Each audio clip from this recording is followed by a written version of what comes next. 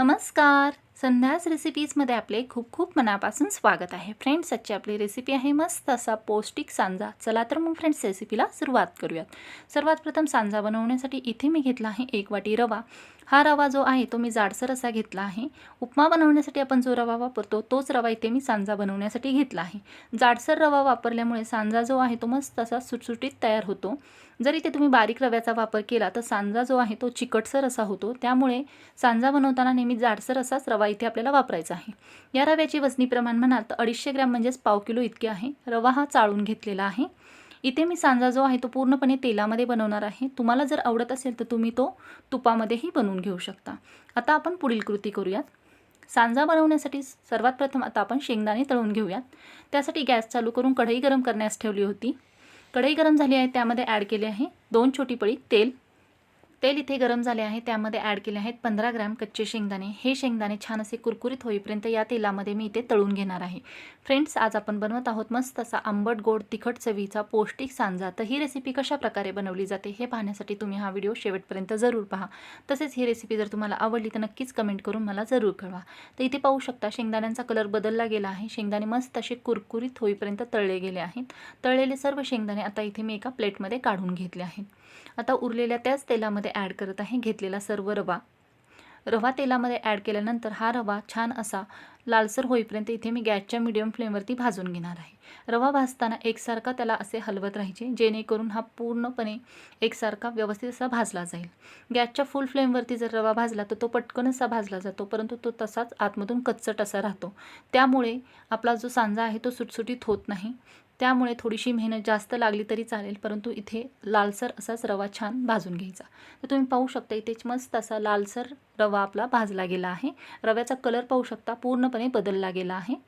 आता हा भाजलेला सर्व जो रवा आहे तो एका प्लेटमध्ये मी काढून घेतला आहे व त्याच कढईमध्ये ॲड केले आहे 2 छोटी पळी तेल. तेल गरम झाले आहे, त्यामध्ये ॲड केले आहे अर्धा चमचा जिरे, तसेच अर्धा चमचा मोहरी.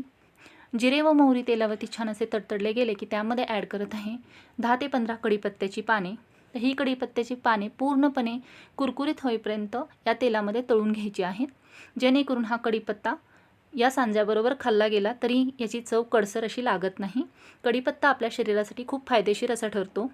कढीपत्ता छान असा कुरकुरीत झाला आहे, त्यामध्ये ॲड केला आहे एक मोठा कांदा, जो की मी बारीक असा चिरून घेतला होता. कांदा 1 मिनिटभर छान असा परतून झाला की त्यामध्ये आता इथे मी ॲड करणार आहे बारीक चिरून घेतलेली हिरवी मिरची.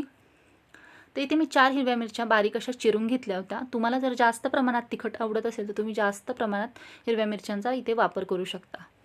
मिरची ॲड केल्यानंतर आता हा कांदा जो आहे तो छान असा गुलाबी रंग येईपर्यंत इथे मी तळून घेणार आहे. तिथे पाहू शकता कांद्याचा कलर बदलला गेला आहे. कांदा छान असा परतला गेला आहे. त्यामध्ये ॲड केले आहे अर्धा चमचा हळद, तसेच अर्धा चमचा काश्मीरी लाल मिरची पावडर. काश्मीरी लाल मिरची पावडर ॲड केल्यानंतर त्यामध्ये ॲड केला आहे भाजून घेतलेला सर्व रवा, तसेच तळून घेतलेले शेंगदाणे. आता हा रवा या सर्व साहित्यांमध्ये व्यवस्थित असा मिक्स करून घेत आहे, जेणेकरून हळद, लाल तिखट व बाकीचे साहित्य या रव्यामध्ये पूर्णपणे व्यवस्थित असे मिक्स होईल. रवा व्यवस्थित असा मिक्स करून घेतल्यानंतर त्यामध्ये ॲड करत आहे इथे मी 1 वाटी ताक. तर इथे ताक जे आहे ते मध्यम आंबट घेतले आहे. तुम्हाला जर जास्त आंबटसर असे आवडत असेल तर इथे तुम्ही जास्त आंबटसर ताक वापरू शकता. जर तुमच्याकडे ताक नसेल तर तुम्ही इथे लिंबाचा रस वापरू शकता. ताक ॲड केल्यानंतर यामध्ये ॲड करत आहे 2 वाटी पाणी. तर पाणी जे आहे ते इथे मी गरम ॲड केले आहे, थंड पाणी ॲड केलेले नाही. इथे मी 1 वाटी जाड रव्यासाठी 2 वाट्या गरम पाणी, तसेच 1 वाटी ताक वापरले आहे. जर तुम्ही ताक वापरणार नसाल तर इथे तुम्ही 3 वाट्या गरम पाणी या रव्यामध्ये ॲड करायचे आहे. पाणी ॲड केल्यानंतर व्यवस्थित असे इथे मी मिक्स करून घेतले आहे. त्यानंतर यामध्ये ॲड करत आहे 1 चमचा साखर, तसेच चवीनुसार मीठ. इथे मी माझ्या चवीनुसार मीठ ॲड केले आहे. तुम्ही तुमच्या चवीनुसार मीठ ॲड करू शकता. साखर व मीठ या रव्यामध्ये व पाण्यामध्ये इथे मी व्यवस्थित अशी मिक्स करून घेत आहे. तर फ्रेंड्स, हा सांजा बनवताना आपण यामध्ये जे ताक वापरले आहे त्यामुळे याला मस्त अशी एक टेस्ट येते व खाताना हा सांजा खूप छान असा लागला जातो. तर हा सांजा आपण शिजवून घ्यायचा आहे. त्यासाठी यावरती एक झाकण ठेवून देत आहे. पूर्ण पाणी आटेपर्यंत हा सांजा शिजवून घ्यायचा आहे. आता याच्यावरचे झाकण काढून याला अजिबात हलवायचे नाही आहे. गॅसची फ्लेम जी आहे ती इथे मी फुल ठेवली आहे. तर एकूण 3 ते 4 मिनिटांनंतर तुम्ही पाहू शकता सांज्यामधील पाणी जे आहे ते पूर्णपणे आटले गेले आहे. रवा किती छान असा फुलला गेला आहे तुम्ही पाहू शकता. तर इथे पाहू शकता अगदी मऊसूत असा आपला सांजा तयार झाला आहे. याची टेक्स्चर पाहू शकता, तसेच त्याचा कलर पाहू शकता. तर झाकण ठेवल्यानंतर या सांज्याला बिलकुलही हलवायचे नाही, नाहीतर सांजा जो आहे तो आपला चिकटसर असा तयार होतो. तिथे मस्त असा मऊसूत सांजा आपला तयार झाला आहे. जाड रवा वापरल्यामुळे सांजा जो आहे तो मस्त असा सुटसुटीत तयार झाला आहे. तर हा सांजा जो आहे तो खाण्यासाठी खूप छान असा लागतो. सकाळच्या नाश्त्यासाठी बनवू शकता, मुलांच्या टिफिनसाठी बनवू शकता. मस्त असा एक वेगळा प्रकार आहे, तर नक्कीच घरी ट्राय करा. तसाच हा एक पारंपरिक पदार्थ आहे आपला. सांजा बनवताना रवा जो आहे तो मस्त असा एकसारखा लालसर भाजून घ्यायचा, जेणेकरून हा आपला सांजा छान असा बनला जाईल. तर इथे गॅसची फ्लेम जी आहे ती मी आता लो केली आहे.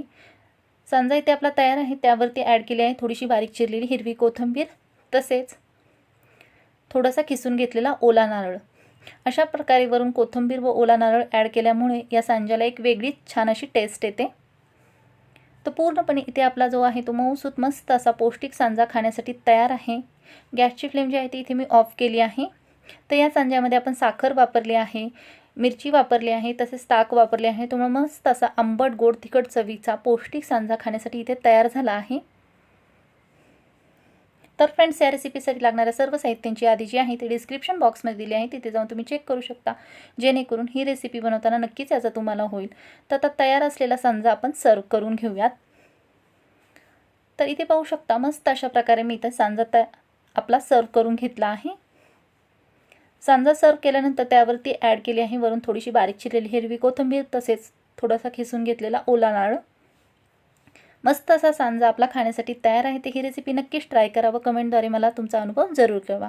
फ्रेंड्स, तुम्हाला जर ही रेसिपी आवडली असेल तर नक्कीच लाईक करा, शेअर करा, सबस्क्राईब करा. तसेच चॅनलवर नवीन असाल तर जरूर बेल आयकॉन प्रेस करा, म्हणजे अशाच प्रकारच्या नवनवीन रेसिपीज तुम्हाला पाहायला मिळतील. व्हिडिओ शेवटपर्यंत पाहिल्याबद्दल धन्यवाद.